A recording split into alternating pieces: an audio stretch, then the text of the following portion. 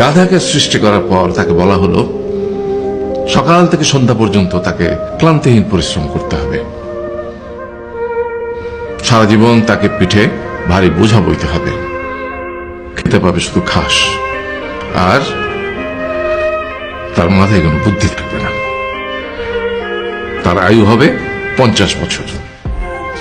গাধা করজোড়ে সৃষ্টিকর্তাকে বলল, আমি এত বছর বাঁচতে চাই না, আমাকে 20 বছর আয়ু দেওয়া হোক। সৃষ্টিকর্তা সেটাই মঞ্জুর করলেন। কুকুরকে যখন সৃষ্টি করা হলো তখন তাকে বলা হলো যে সে হবে মানুষের সবচেয়ে বড় বন্ধু, কিন্তু সে খাবে মানুষের উচ্ছিষ্ট, এবং তার আয়ু হবে 30 বছর। কুকুর সৃষ্টিকর্তাকে বলল, আমি এত বছর বাঁচতে চাই না, আমাকে 15 বছর আয়ু দেওয়া হোক। সেটাই মঞ্জুর করা হলো। এরপর বানরকে বলা হলো, তুমি শুধু গাছের এডাল